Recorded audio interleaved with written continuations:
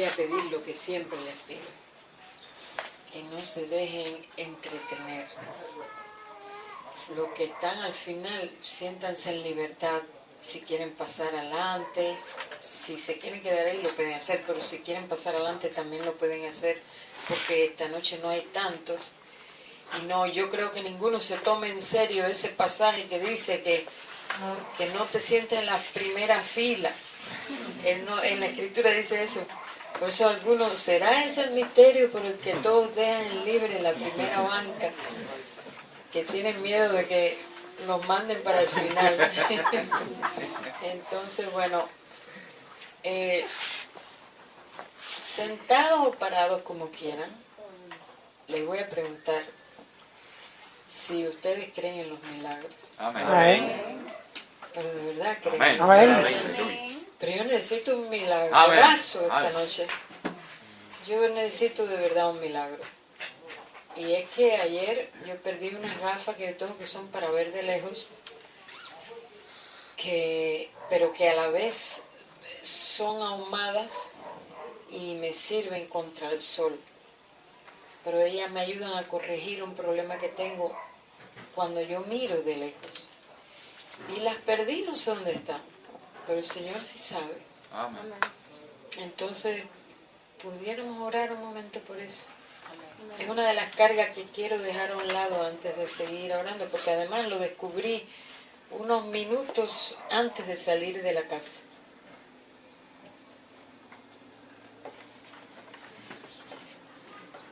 Padre, te damos gracias,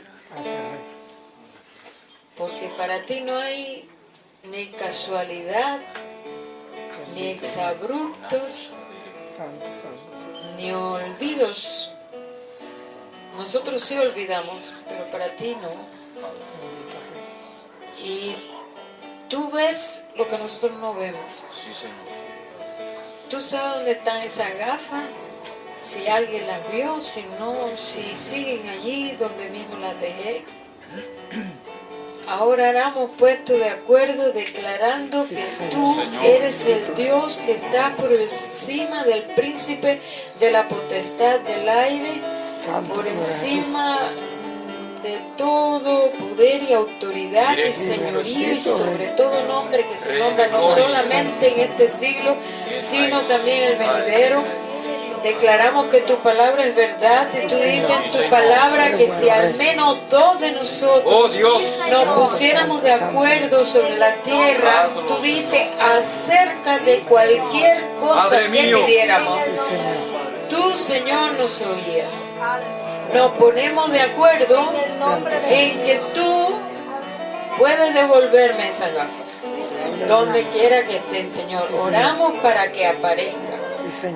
Donde quiera que estén ahora, guía tú y concédeme sabiduría si tengo que dar algún paso para ir a acercarme al lugar justo y a la persona justa. En el nombre de Jesús, hazlo como tú lo quieras hacer, Señor. Glorifícate. Permite que después todos juntos podamos participar también de la acción de gracias. Te doy gracias en esta noche junto con mis hermanos, bendiciendo este tiempo y bendiciendo tu palabra y pidiéndote que te glorifique en medio nuestro, que nos permita deleitarnos en tu palabra y que nos permita, Señor, recibir revelación de tu palabra. Gracias, Señor, que tú eres bueno. Y clamamos para que seas tú, Señor, en esta noche quien reciba toda la gloria, toda la honra, porque tú eres el Dios verdadero, digno de toda la gloria, la honra y toda la alabanza. En el nombre de Jesús oramos y declaramos que tu palabra es la única norma de autoridad y nosotros renunciamos a toda falsa guía y renunciamos a toda obra de las tinieblas, a cualquier intento de las tinieblas de estorbar en este tiempo. Danos la palabra sencilla, la palabra poderosa, la palabra, Señor, que quede grabada en nuestros corazones. En el nombre de Jesús. Quiero darle el tema. siempre hablando lo que oyen siempre, sino que se puedan llevar algo nuevo. Y como no hay tantos hoy, pues pueden sentirse en libertad. Si alguno quiere hacer alguna pregunta también, lo puede hacer. Y si alguno también quisiera hacer algún comentario que enriquezca el tiempo que vamos a tener, pues también lo puede hacer. No quiero que me cojan miedo y se pongan así con sus caras largas, todo tieso. Porque algunos creen santidad al Señor es ponerse bien serio. Pero el Señor también tiene humor. Amén. Aleluya. ¿Se recuerdan aquella escena cuando Elías se reía de los profetas de Baal? Amén. Amén. Estaban alrededor y él así muy cómodamente, yo me imagino el cuadro. A ver, hagan descender fuego, y él allí esperando, yo creo que hasta con los brazos cruzados, y se burlaba de ellos y les decía, ¿pero dónde está el Dios de ustedes? Seguramente que fue a hacer sus necesidades y cosas así. Elías, qué carnal que era, ¿verdad? Siempre, miren, les voy a decir algo.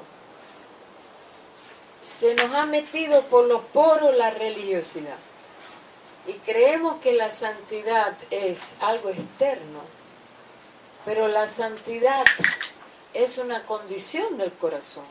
Amén. Dios mira la intención del corazón. Amén. Y hay algunos que en aras de la santidad, pues por ejemplo las mujeres ni se peinan, ni se pintan, ni se afeitan, ni se ponen aretes, ni aún perfumes, porque son cosas de este mundo. ¿No es verdad? Y otros ponen caras largas, para que sepan que al Señor hay que respetarle. Y el Señor nos ama y nos comprende y nos diseñó y nos hizo nuestra alma, nuestra mente, nuestras emociones. Algunos hasta no saben. Me gusta que este culto tiene que ver con la santidad, porque algunos creen que los cristianos debemos estar desprovistos de emociones y en ciertos lugares ser extremadamente rígidos. Y aunque ustedes creen que yo le estaba diciendo eso así como algo de introducción, se lo estoy diciendo de verdad. Algunos esconden sus emociones de una manera que llegan a perder el contacto consigo mismos y ni saben ya ni lo que sienten ni por qué lo sienten, si están irritados, por qué están irritados. Algunos tú les preguntas ¿qué te sientes? Y dicen me siento mal. ¿Cuán mal? Muy mal. ¿Por qué es lo que sientes?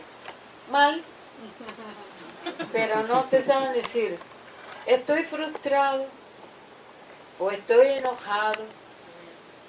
Y algunos hasta creen que es pecado enojarse, cuando en Efesios 5 se nos dice enojaos, pero no pequéis.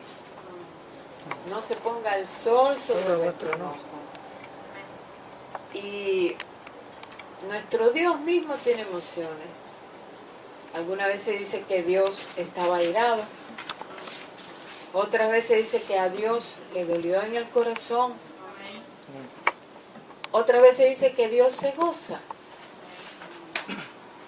Todos son emociones, una gama de emociones, y como nosotros somos hechos a la imagen de Dios, pues podemos tener emociones. El asunto es cómo tratamos las emociones.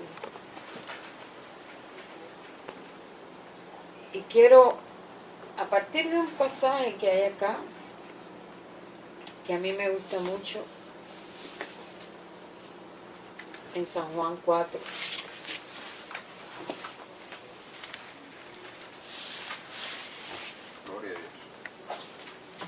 y tal vez no leamos textualmente cada palabra de este capítulo, a menos que ustedes quieran que les dé un estudio bíblico. Pues si quieren un estudio bíblico, entonces sí leemos cada uno de los versículos.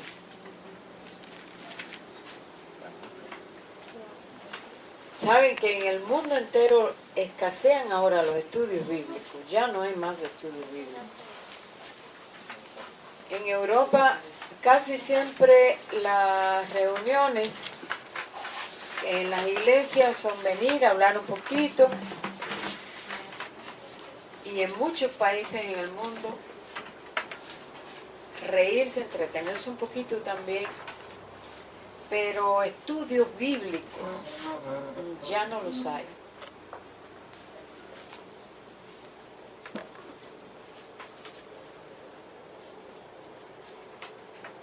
Dice que a partir del versículo 3, hablando de Jesús, dice que salió de Judea y se fue otra vez a Galilea. Y le era necesario pasar por Samaria. Vino pues a una ciudad de Samaria llamada Sicar, junto a la heredad que Jacob dio a su hijo José. Y estaba allí el pozo de Jacob. Entonces Jesús, cansado del camino, se sentó así junto al pozo. Era como la hora sexta. Vino una mujer de Samaria a sacar agua y Jesús le dijo: dame de beber. Pues sus discípulos habían ido a la ciudad a comprar de comer. La mujer samaritana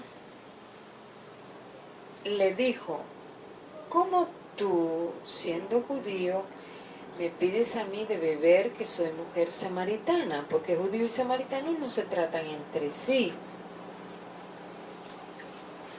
Aquí hay algunos versículos que me llaman la atención. Si quieren, siéntense.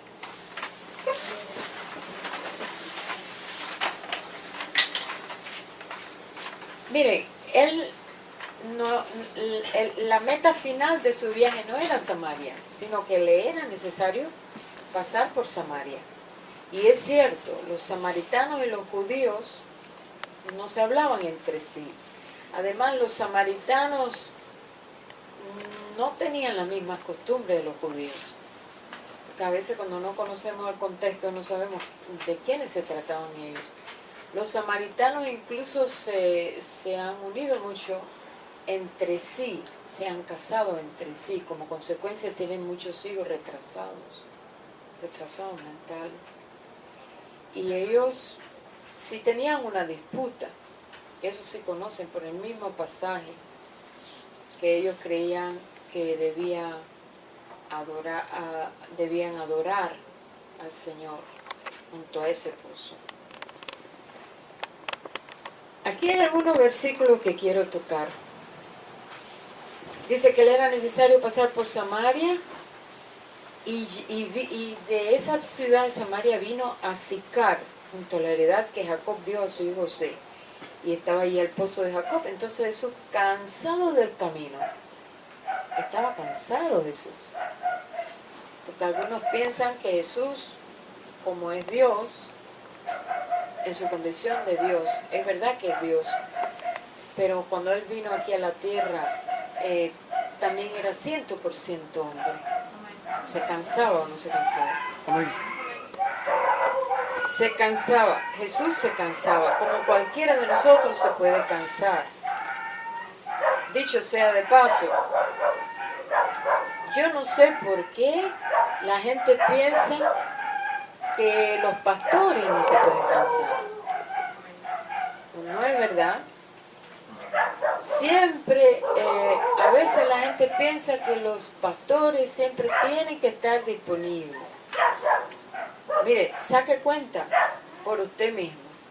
Ayer terminó la escuela dominical, se fue a casa, ¿cansado o no? Con un calor, ¿qué calor que hacía? Seguramente que algunos quisieron darse un baño y acostarse a dormir. Otros miraron alguna película o algo, pero querían estar relajados. Otros fueron al Copelia, otros hicieron así o no. Y entonces, yo imagino que los pastores también quieran descansar y que tengan necesidades como seres humanos.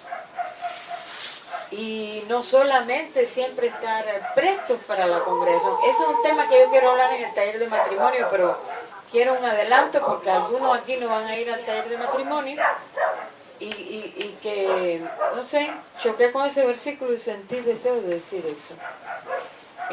Los pastores y deben darse su escapadita de vez en cuando. Víctor, te lleva a tu esposa y te vas a un lugar lejos donde nadie te vea. Y se van porque sí, porque ellos también tienen emociones, ellos también tienen necesidades, ellos también necesitan el romanticismo, que no es todo el tiempo hablar de la obra de Dios. La primer obra de Dios que tiene un pastor es su huerto, porque en la otra clase que les estaba dando, en la primera que le di en el taller de matrimonio, les decía que los hombres deben cuidar su huerto, que es el matrimonio, y los pastores deben ver, pasar tiempo, deben velar. De vez en cuando nos vamos a dar una escapada. Y yo pienso que aquí en la congregación nadie se pone bravo si se escapa. Si en algún momento se cierran en la casa y cierran todo y se acuestan a dormir, porque son humanos y también se cansan. Entonces me llama la atención cuando iba leyendo ahí hace un rato, que Jesús se cansó, estaba cansado y por eso estaba allí junto al pozo y se sentó allí junto al pozo, dice, era como la hora sexta, en la hora de más sol, de más calor. Vino una mujer de Samaria a sacar agua y Jesús le dijo, dame de beber. Miren, a nosotros puede que eso no nos diga mucho, pero el que Jesús, siendo judío, le pidiera agua de beber a un samaritano que era enemigo de los judíos, entabló un diálogo sin prejuicio con él. Era algo grande. Pero si este samaritano era una mujer, mucho más todavía. Porque según la costumbre, en un lugar así, en un pozo apartado, no era bueno que se pusieran a conversar. Y a veces, por el hecho mismo de que tenemos tantos prejuicios en la cabeza,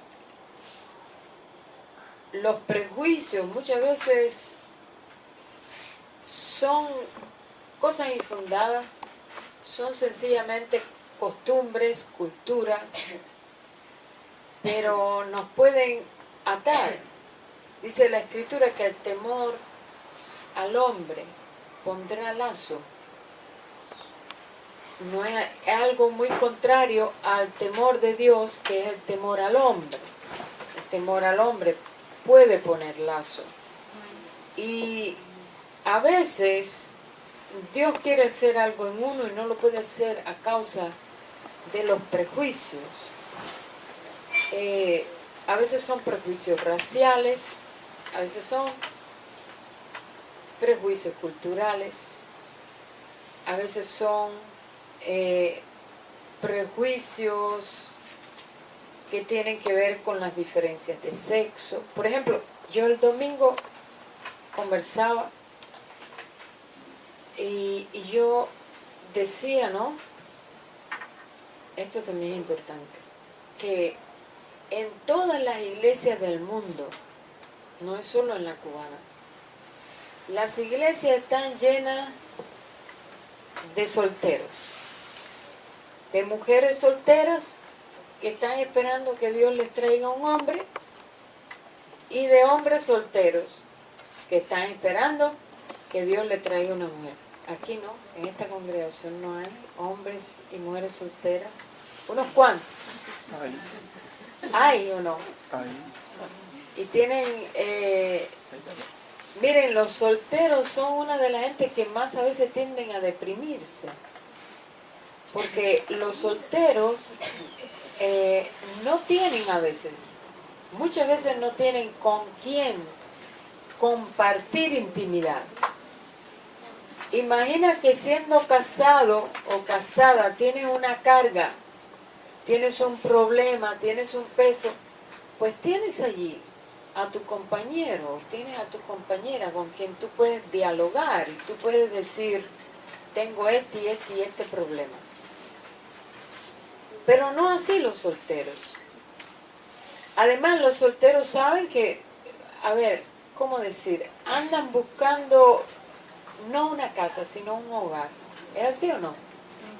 Los solteros andan buscando, mira, él se ríe, porque sabe que es verdad. Andan buscando un hogar. No es lo mismo entrar por la puerta, encontrarte la casa vacía. Y que no es verdad. Hasta comer se hace un poquito así, ay, tener que preparar para mí otra vez y servirme esa mesa sola. Es un poco aburrido. Pero lo que ansían es poderse casar y tener ahí una compañera y viceversa, si se tratara de una mujer. Mi pregunta es, ¿por qué en la iglesia hay tantos hombres solteros durante años, esperando que Dios le traiga a la mujer de sus sueños? ¿Y por qué hay tantas mujeres solteras esperando a que Dios le traiga a su esposo? Lo interesante es que están como los samaritanos o los judíos, que no se mezclan entre sí.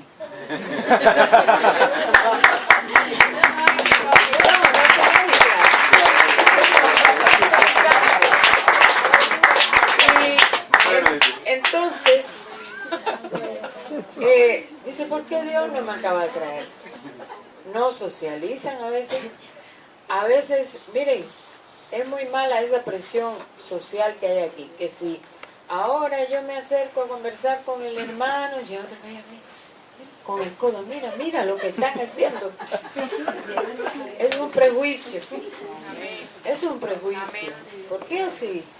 Aleluya. Yo personalmente disfruto mucho a las personas. Me gusta saber cómo piensan. Me gusta oírles hablar. Si son varones, me encanta hablar con los varones. No se pongan bravas las damas, pero no se molesten. Pero la verdad es que generalmente cuando estoy con varones, las conversaciones son más serias, más profundas. Las mujeres hablan del ají, de la cocina, de la rutina esa diaria. No se saben a veces desconectar y ir a cosas profundas y sólidas. Perdóneme la mujer, le estoy diciendo esto con mucho temor. Pero es la verdad. Entonces, si uno viene a la iglesia, tampoco estoy de acuerdo. Es que nosotros venimos a la iglesia, a la casa del Señor, concepto que tenemos que cambiar. Nosotros somos la casa del Señor. Lo dijo Pedro y lo dice el Señor en su palabra. Nosotros mismos somos la casa del Señor. Este es el lugar de la reunión, que es un lugar dedicado, es un lugar apartado para ministrar las cosas de Dios. Pero nosotros somos ese templo santo que dice Pedro, que va creciendo. Y cada uno de nosotros es el ladrillo. Si no estuvieran estos ladrillos, no hubiera el templo del Señor. Nosotros somos el verdadero templo. Y siempre estamos mirando las relaciones esas verticales. No, vamos a la casa del Señor. Nos ponemos un lenguaje muy espiritual y un tono muy grave. Hermanos, bienvenidos a la casa del Señor. Cambiamos la voz y todo. En la casa del Señor somos nosotros y venimos, y es claro que debemos, pero en todo lugar nosotros debemos la reverencia a Dios es que Dios está en todo lugar. Amén. Dios está dentro nuestro porque nosotros somos la casa del Señor. Amén. El propósito fundamental, y así era la iglesia primitiva, el propósito fundamental de las reuniones en la iglesia primitiva debe ser también el propósito fundamental de las reuniones en medio de la iglesia hoy. Es reunirnos para oír la palabra de Dios, reunirnos para alimentarnos espiritualmente de la palabra de Dios, pero se supone que en tu casa te alimentes de la palabra de Dios de todo modo. Cuando vengo al templo, al lugar de reunión, como le quieran llamar, siempre debo venir de todo modo con la perspectiva de que yo misma soy el templo del Señor y ustedes también. Y que Cristo mora en cada uno de nosotros. Amén. Y que no debemos menospreciar a nadie. Amén. Porque Jesús vive dentro de cada uno de nosotros. Amén. Gloria a Dios. Y venimos a alimentarnos de la palabra, pero a nutrirnos de ella mediante la exposición por medio de algún miembro del cuerpo, pero unos a otros, ministrarnos. No es solo la persona que va a estar aquí, unos a otros nos podemos ministrar y relacionarnos. Siempre pensamos en las relaciones verticales con Dios, pero no descuidamos las horizontales. Muchos de los que están sentados en el banco, aunque sonrían, aunque digan amén, aleluya, con mano como están en victoria, muchas veces es parte de una máscara. No están en victoria. Amén. No es tan en victoria que uno está a veces. A veces uno tiene ganas de llorar. Amén. A veces tiene ganas de esfumarse.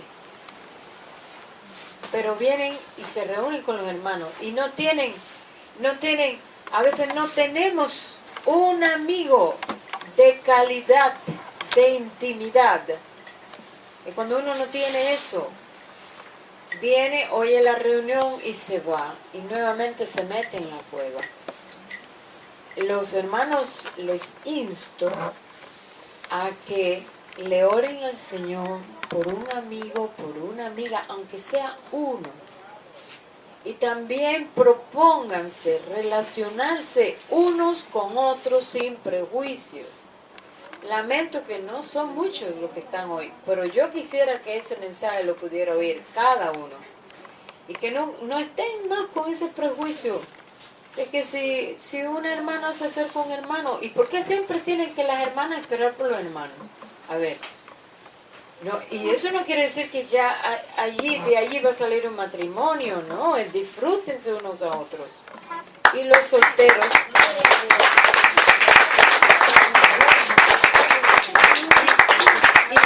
y los solteros, pues se pueden, lo mismo una muchacha, toma la iniciativa. Oye, fulano, nunca había hablado contigo, quiero conversar un ratico. ¿Cómo eres? ¿De dónde eres? ¿Cómo caíste aquí? ¿Entiendes? Conversen un poquito, relaciónense. Mira, ¿no quieres? Vamos a tomarnos un helado.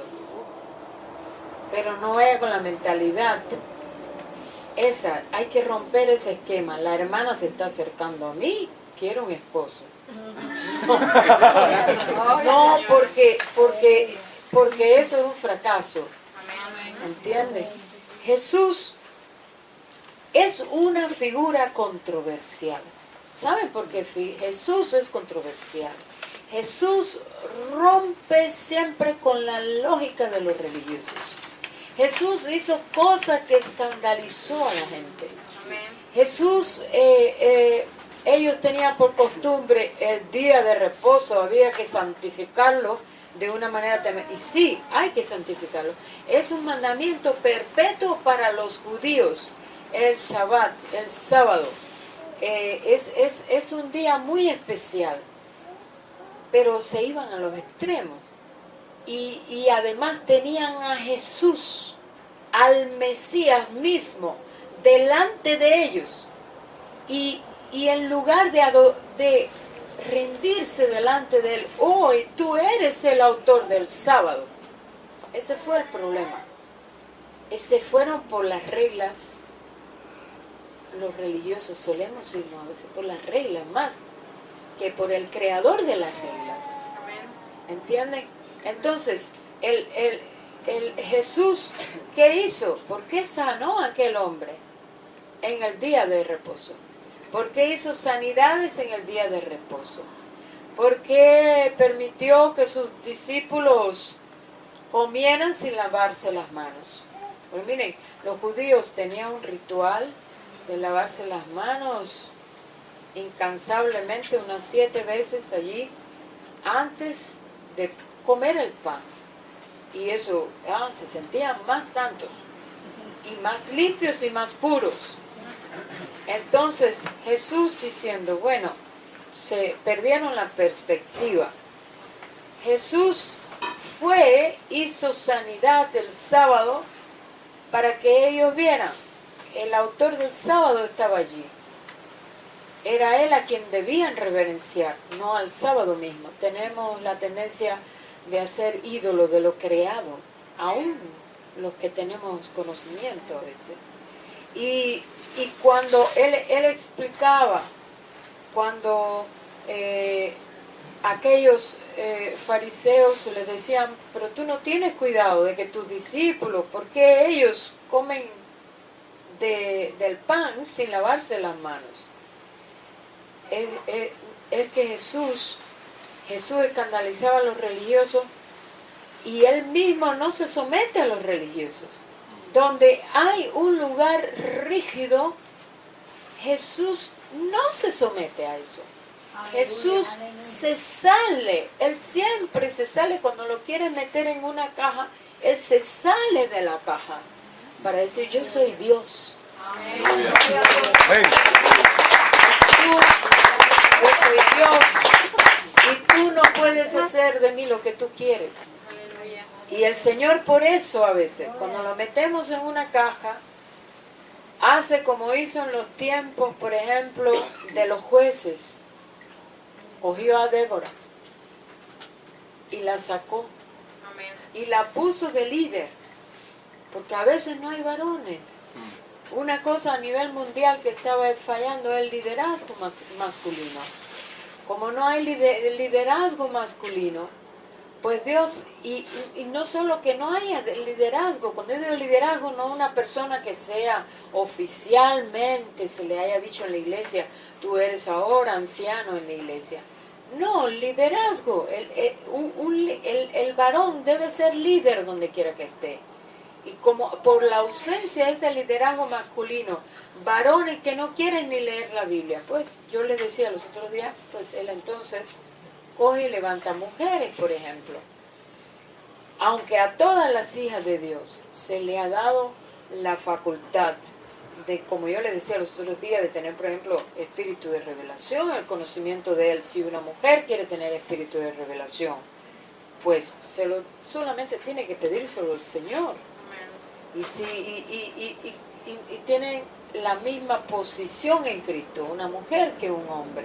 Y eso no quiere decir que la mujer no se sujete. Lo que estoy queriendo decir es que como hija de Dios, ella está sentada en los lugares celestiales juntamente con Cristo, lo mismo que un varón. Aleluya. Y ella tiene la responsabilidad de tomar, que tomar, por ejemplo, responsabilidad sobre sus pensamientos y autoridad, lo mismo que un varón, porque la relación con Dios es algo personal. Amén. Aleluya. Que excluye incluso, ¿no? Eso no es una relación que se basa donde Dios dice, donde Dios tiene preferido, no, tú eres hombre, te voy a bendecir más, o eres mujer.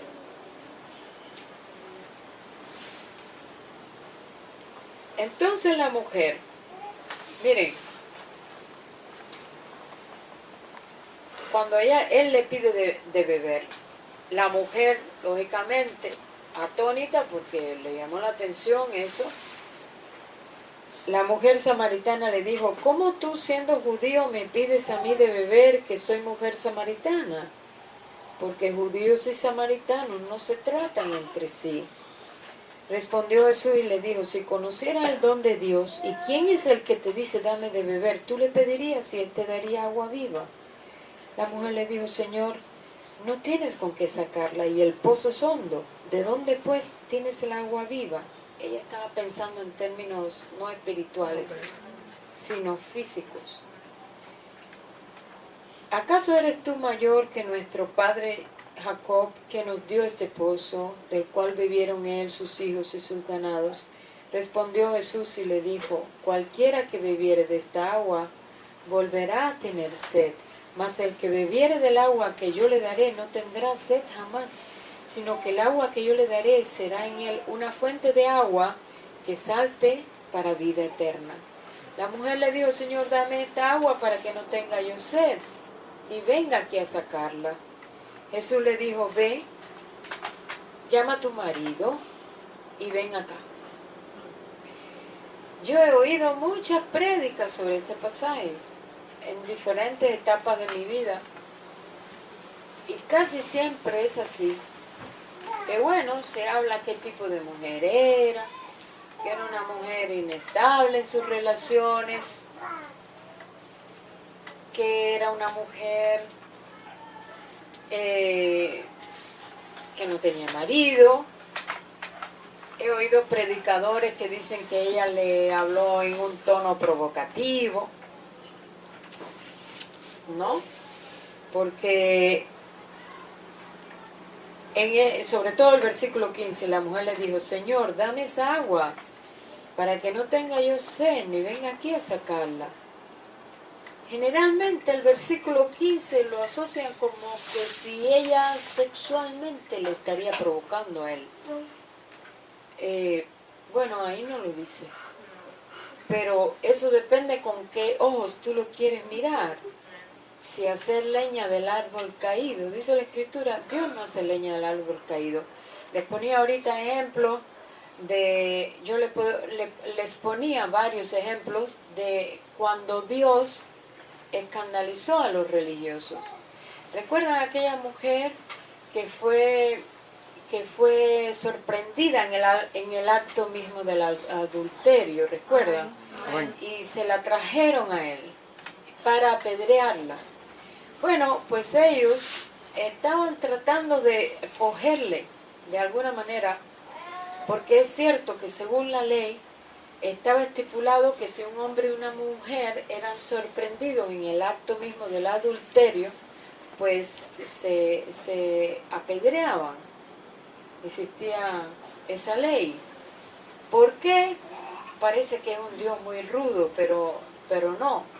Y en diferentes etapas Israel se rebeló contra la voluntad de Dios, y Dios sabía y conocía ese pueblo, y Dios puso ciertas normas, un tanto aunque nos parezcan a nosotros muy rígidas o duras, para que los judíos no se fueran contaminando con las prácticas de otros pueblos, porque si no hubieran dejado de existir como aquello que Dios quería que fueran, el pueblo que iba a dar a conocer al Dios verdadero. Dicho sea de paso, Dios nunca ha desechado a Israel, sigue siendo el pueblo de Dios, el pueblo que Él va a venir a salvar, y durante el tiempo de la tribulación el plan principal de Dios va a ser con Israel, porque a los gentiles se le dará posibilidad, y dice la Escritura que cuando ya haya entrado la plenitud de los gentiles, estamos en la semana 69, entonces empezaría la semana 70, que es la que da lugar a la tribulación. O sea, que en este tiempo Dios está tratando con los gentiles, pero en la semana 70 va a ser una semana en que Dios va a tratar con Israel y va a guardar y a preservar y a salvar a Israel,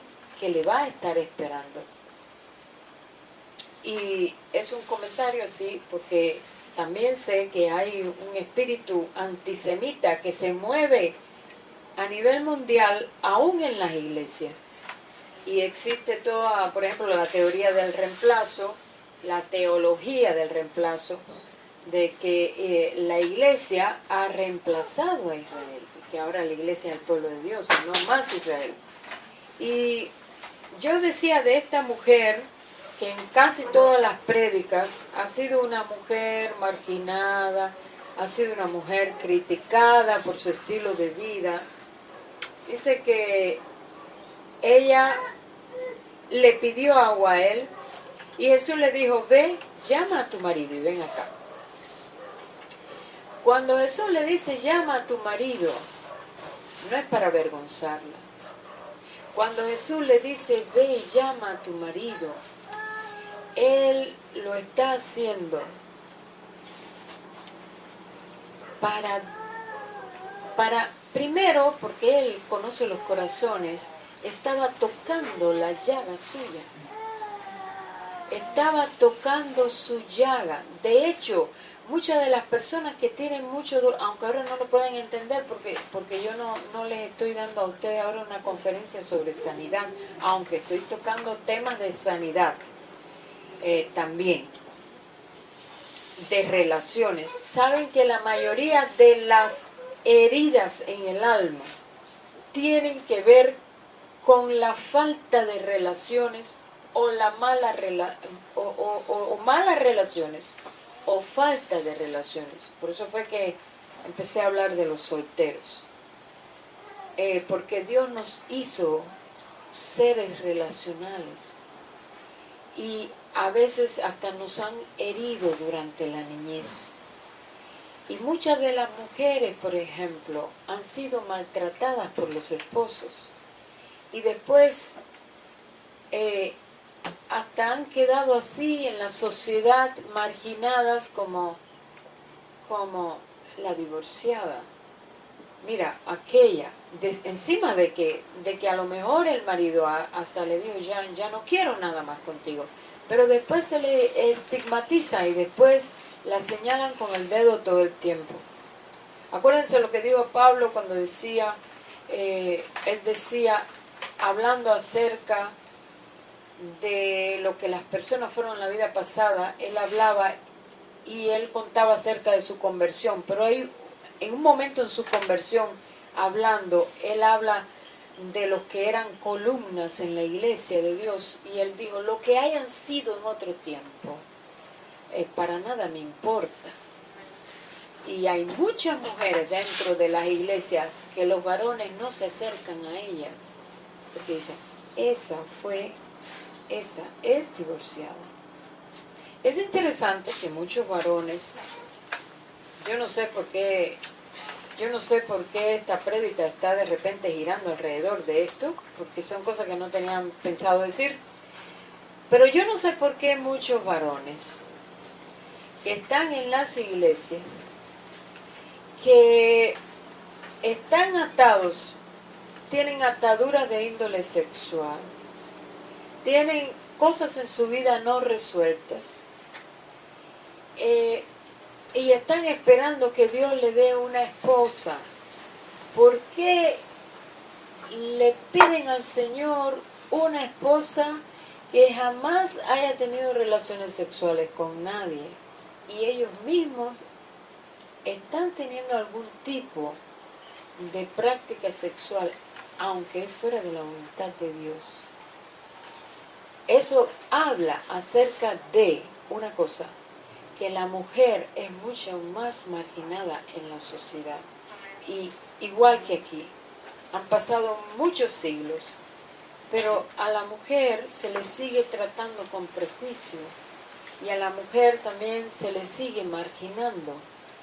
Y a la mujer, a la hora de tratar a dos personas que estén en una situación, un hombre y una mujer, tratan con mucho más rigor y de una manera mucho más despiadada a la mujer. No se me fue la idea. Les estaba hablando de aquella mujer que fue sorprendida en el acto mismo del adulterio y cómo, según la ley, debían dilapidarlos a ambos. Amén. Sin embargo, de una manera intencionada, trajeron solamente a la mujer. Amén. Y además, miren, yo creo que los pervertidos eran ellos. Porque ellos, a lo mejor eran fisgones que estaban allí mirando los equipos.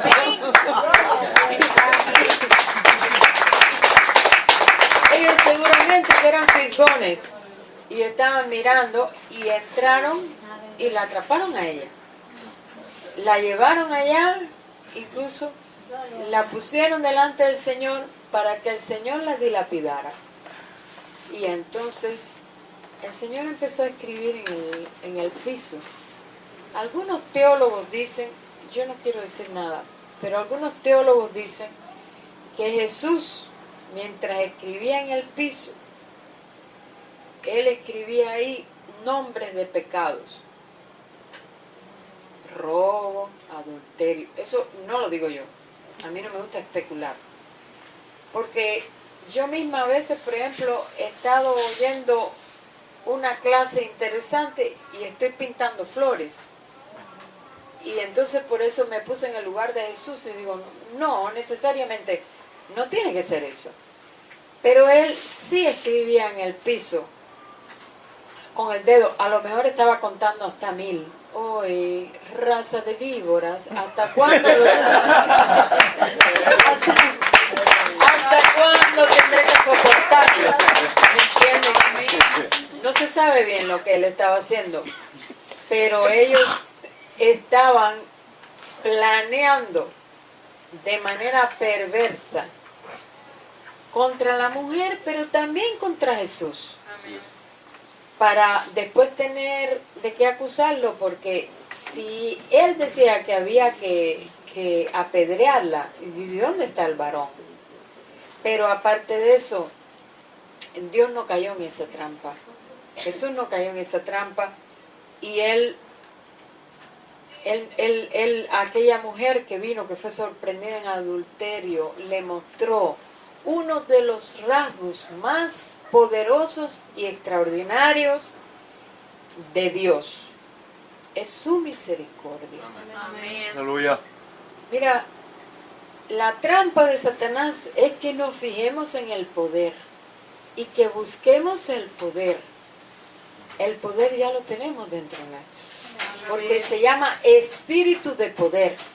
El Espíritu Santo se llama espíritu de poder. La misericordia de Dios, y el propio Jesús hablaba de eso.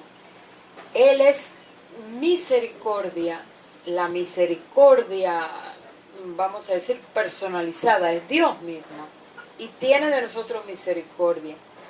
Y Él manda a que su pueblo también aprenda misericordia, porque todos nosotros hemos recibido su misericordia, hemos sido lavados, limpiados por su misericordia, hemos sido regenerados por su misericordia, Amén. somos amados por su misericordia, Aleluya. porque nada hemos hecho para ganarnos el favor de Dios, nada. Lo único que merecíamos era la muerte.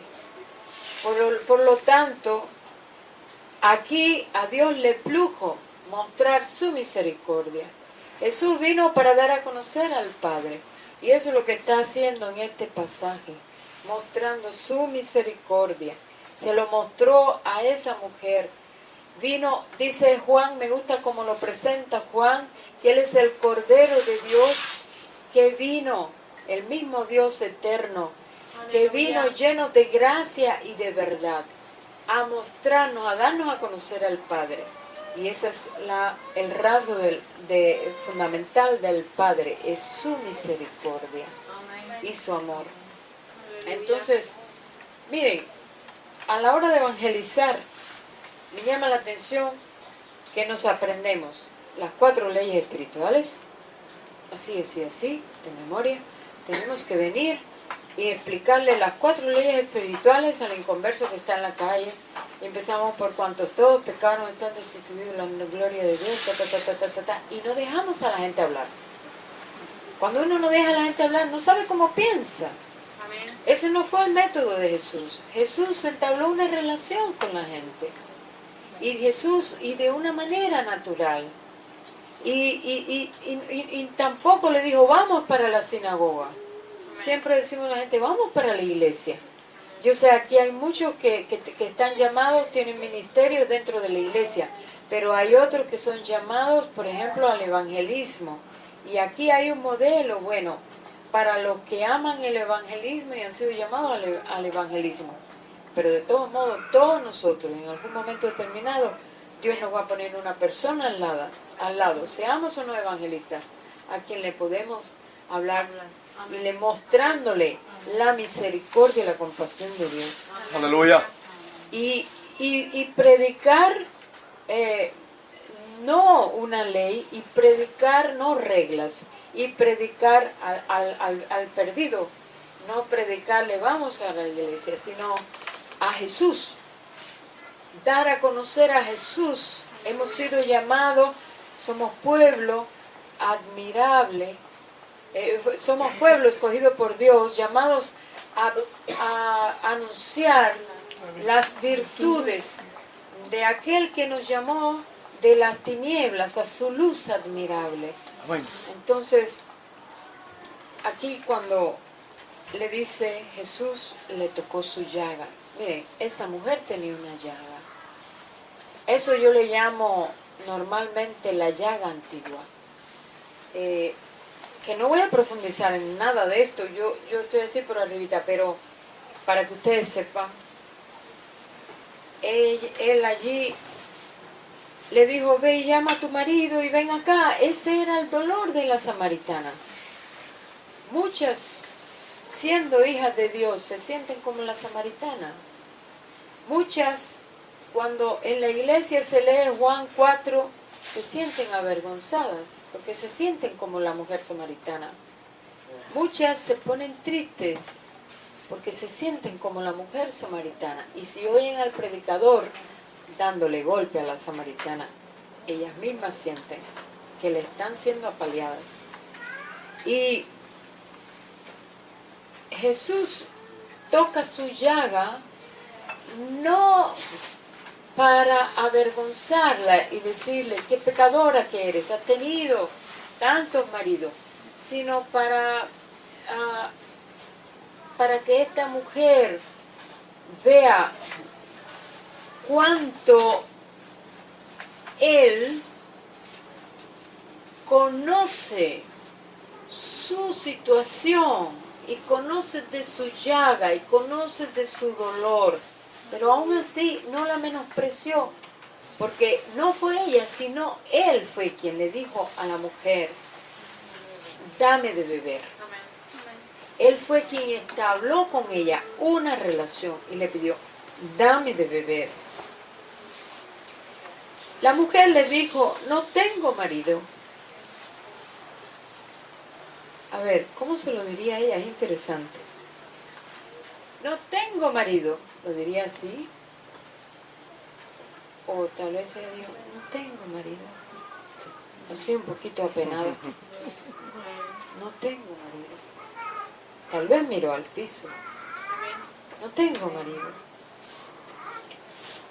Y Jesús le dijo, bien has dicho, no tengo marido, porque 5 maridos has tenido y el que ahora tienes no es tu marido.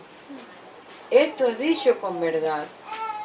Y le dijo la mujer, Señor, me parece que tú eres profeta. Ella empezó a ver, se empezó a sentir desnuda delante de él. Me parece que tú eres profeta. Ella todavía no estaba convencida de quién era. Y ella empezó a experimentar algo que tal vez los religiosos de su época no pudieron experimentar. Fue privilegiada ella. Pero ella entró en un diálogo, en una relación con él. Le dijo la mujer, Señor, me parece que tú eres profeta. y ya empieza ella a hablar de cosas espirituales. Nuestros padres adoraron en este monte. Y vosotros, o sea, los judíos, ustedes los judíos, decís que en Jerusalén es el lugar donde se debe adorar. O sea, hasta en eso tenían una pugna, judíos y samaritanos. Nuestros padres adoraron en este monte y vosotros decís que es en Jerusalén donde se debe adorar. Jesús le dijo, mujer, créeme que la hora viene cuando ni en este monte ni en Jerusalén adoraréis al Padre. Vosotros adoráis lo que no sabéis, nosotros adoramos lo que sabemos, porque la salvación viene de los judíos. ¿Qué les dije yo el domingo? Él está diciendo ahí algo revelador. Dice, la salvación viene de los judíos. ¿Qué yo le dije el domingo acerca de la salvación? A ver si hay algo. ¿Ah? La salvación era Jesús. Que la salvación era Jesús.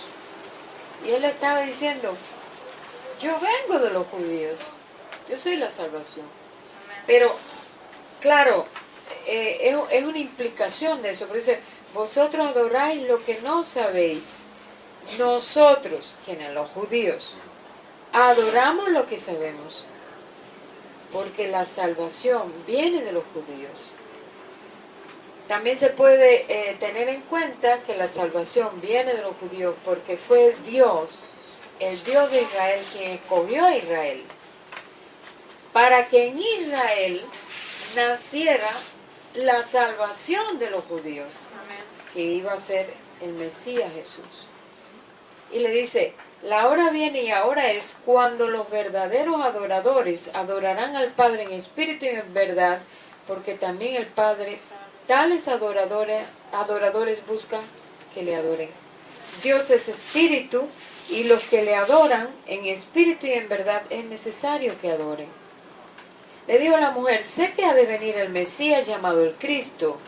Cuando Él venga nos declarará todas las cosas.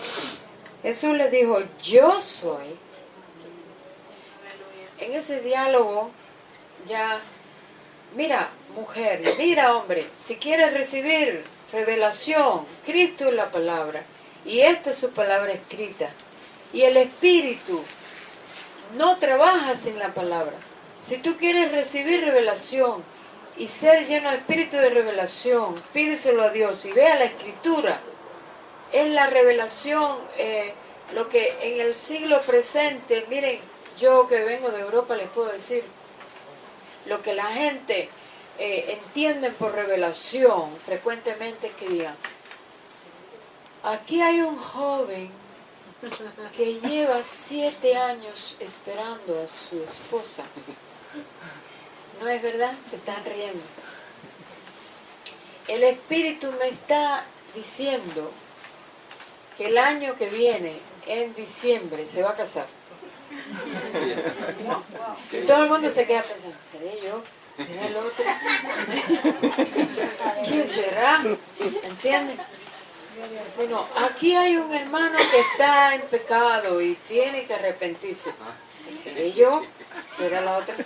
Pero Pedro dijo que la palabra de Dios es la palabra profética, o sea, profecía, más segura, y a ella haced bien en prestarle oído. Aleluya. A la palabra de Dios. Y como Cristo es la palabra, y ella estaba dialogando con el Señor. Mira, cuando estás leyendo la palabra, no es así, bla, bla, bla, bla, bla. Tú no estás leyendo. ¿Qué quisiste decir aquí, Señor? No estás dialogando. Aleluya. Así es como se lee la palabra. Señor, ¿qué tú quisiste decir con esto? ¿Por qué esa palabra está ahí? ¿Por qué tú, de alguna manera, el Espíritu me está llamando la atención a ese versículo de una manera tan fuerte? ¿Qué tú me quieres decir? Y quédate ahí un rato. Y porque por el tiempo nunca vas a tener tiempo. Por el tiempo siempre te lo van a usurpar otra gente. ¿Entiendes? Si vas a esperar a tener tiempo, no vas a tener nunca. Como me dijeron una hermana, no voy a decir en qué iglesia, en una iglesia que me dijeron, eso que usted dice es verdad. los hombres siempre son los que tienen revelación. Yo no dije eso, pero bueno, no sé dónde ella sacó eso. Dice, los hombres siempre son los que tienen revelación y nosotras no tenemos casi revelación ni tiempo para leer la Biblia porque tenemos que lavar, planchar, cocinar, limpiar y hacer todo en la casa. Yo digo una cosa, y las mujeres que están solas, que no tienen esposo, no tienen a quien echarle la culpa. Pero tienen, sí, es verdad, sí, las casadas se lo echan a los esposos, pero las que están solas, muchas mujeres solas, tienen que cuidar a sus niños, pasan muchísimo más trabajo. Y algunas de esas mujeres leen la Biblia, la estudian, hacen ayunos y buscan el tiempo que se dice, Señor, hasta que tú no me hables, no me voy a parar de aquí. ¿Entiendes? El tiempo, cuando el que tiene sed va a las aguas. El que no tiene sed no va a las aguas. Entonces, aquí ocurre así, que... A ver.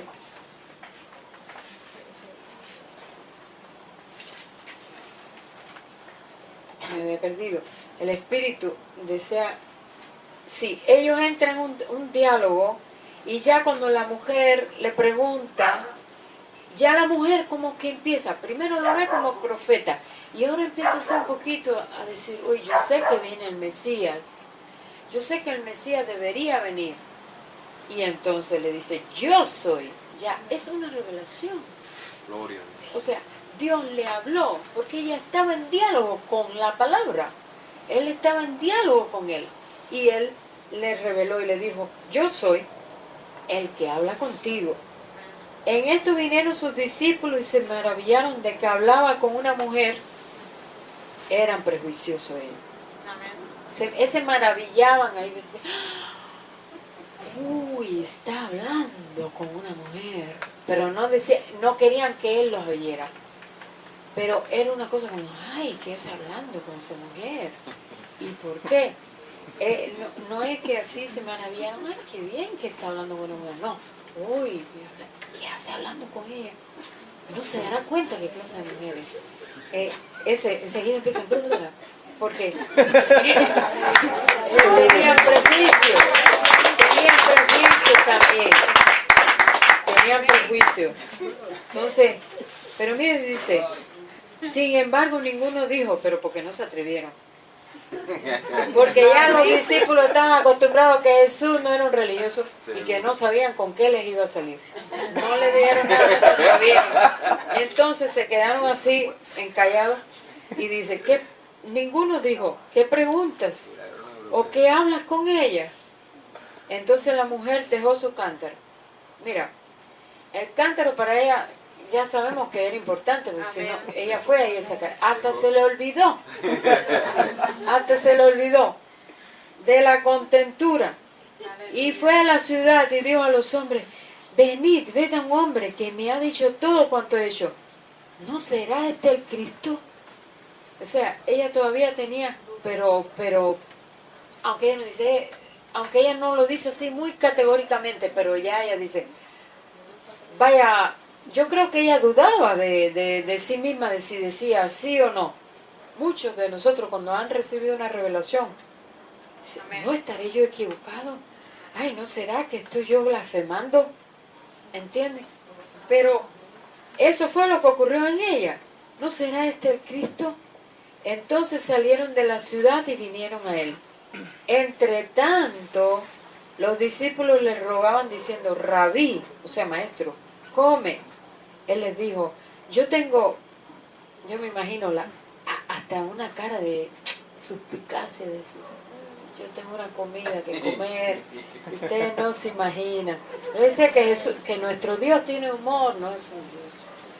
Ese Dios así, templario, de que llegan al templo. No, Él no es así. Muchos que no han tenido un padre y que no conocen a Dios como Padre. ¿Sabes cómo es Dios? Así como es Jesús. Porque Él vino a eso. Un amigo. Dios Padre es un amigo para ti. Aleluya.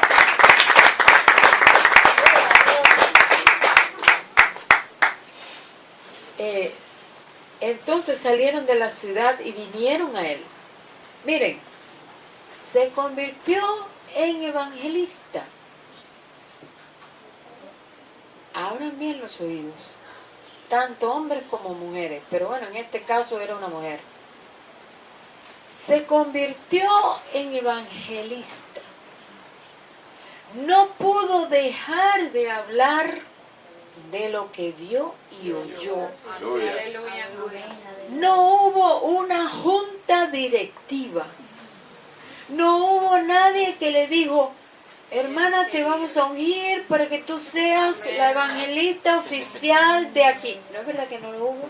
Amén. Ella no podía quedarse con eso dentro. Aleluya. Ella no pudo dejar de hablar lo que vio y oyó. Ella no estaba dentro de una estructura religiosa.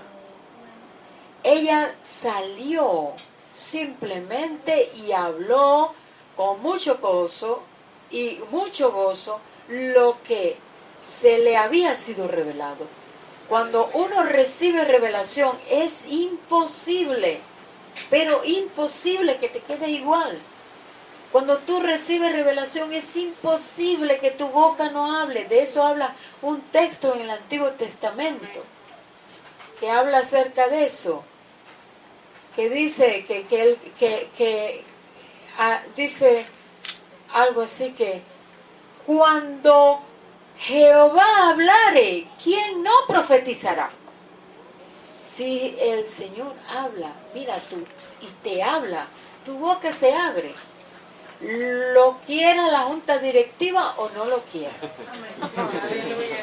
Ahora, otra cosa es que tú decidas, no, yo voy a hablar solamente cuando me den el permiso de hablar. Tú puedes hablar en cualquier lado.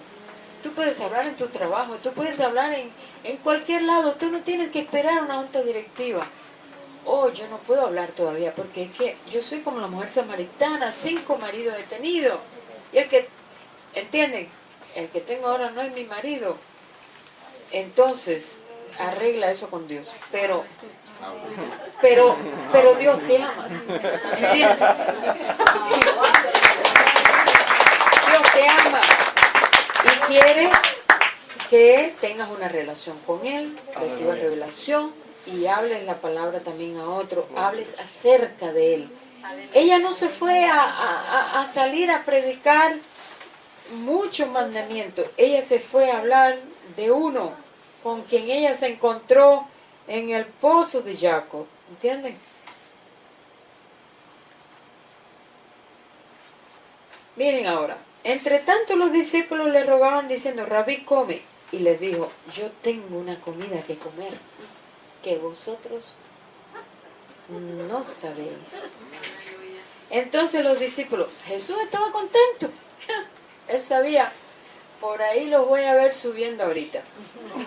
Entonces los discípulos decían unos a otros, ¿le habrá traído alguien de comer? Ellos seguían pensándolo con el afán de lo material. Jesús les dijo, mi comida es que haga la voluntad del que me envió y que acabe su obra.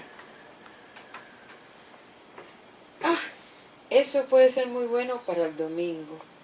Continuidad de lo que vimos este domingo. Ese es que acabe su obra, pero lo voy a dejar pensando un poquito. ¿Por qué que acabe su obra? ¿Qué quiso decir con Jesús con eso de acabar la obra del que le envió? ¿No había empezado y quiere acabar la obra? Pregúntense eso, ¿qué quiso decir con eso? Mi comida es que haga la voluntad del que me envió y que acabe su obra. ¿No decís vosotros, aún faltan 4 meses para que llegue la siega? He aquí os digo, alzad vuestros ojos y mirad los campos, porque ya están blancos para la siega. ¿Es verdad? Yo he podido ver un campo de cebada y yo he podido ver los campos de trigo en Europa. Y es verdad que cuando están listos para la siega se ponen así, cambian de color y se ponen blanquecinos, así, de un color más pálido. Y Jesús, y es verdad que faltaban 4 meses. Todavía la cosecha de trigo no estaba lista. Pero él decía, ahí venían subiendo aquellos que dicen, los especialistas, que venían vestidos de blancos. Venían vestidos blancos. Y venían por ahí subiendo. Y ellos estaban mirando lo físico y Jesús estaba mirando lo material. Por ahí viene la ciega que está subiendo. Y esa ciega fue producto de la obra evangelista de esa mujer que fue a la ciudad y le dijo a los hombres, vengan a ver uno que yo creo que es el Cristo. Entonces, he aquí os digo, alzad vuestros ojos y mirad los campos, porque ya están blancos para la siega. Y el que siega recibe salario y recoge fruto para vida eterna, para que el que siembra goce juntamente con el que siega. Les voy a decir algo. El Señor no solamente quiere que nosotros tengamos relaciones con los inconversos para traerlos a la iglesia, para traerlos a Él y dejarlos aquí en la iglesia. El Señor quiere que su pueblo tenga relación unos con otros y que puedan ser ministrados los unos por los otros. Aleluya. Jesús es el agente liberador, pero Él se mueve por medio de sus vasijas, y no solamente para la sanidad física, sino la del alma. Y como les dije un día, en una de mis prédicas anteriores, muchas de las enfermedades físicas tienen que ver con un alma enferma. Algunas veces creemos que algunas afecciones no tienen nada que ver con el alma, y sí lo tienen, sí tienen una relación. Muchas personas, cuando se sanan en su alma, automáticamente se les sana la enfermedad que están padeciendo en el cuerpo. Por ejemplo, algunos tipos de artritis, algunos tipos de asma, cáncer, muchas enfermedades del cuerpo tienen su origen, por ejemplo, en un espíritu no perdonador. Y cuando la persona logra perdonar, lo otro se va. Yo recuerdo una persona una muchacha que yo conocí hace años atrás, y yo recuerdo que tenía un problema.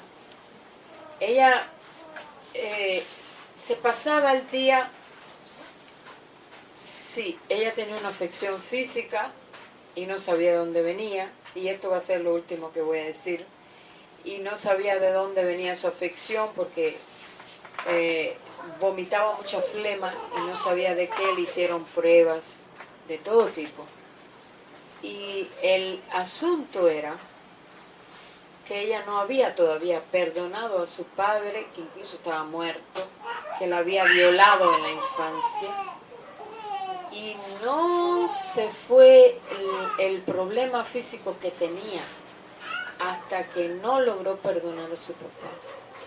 Y yo sé que muchos tienen dolores muy fuertes dentro, y yo me gozo de haber podido compartir con ustedes hoy, y ahora les deseo una buena noche.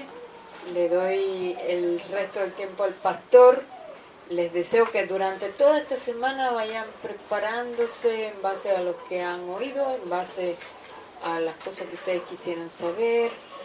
Si tienen cosas que les gustaría saber, pues háganselo llegar al pastor o de alguna manera a mí.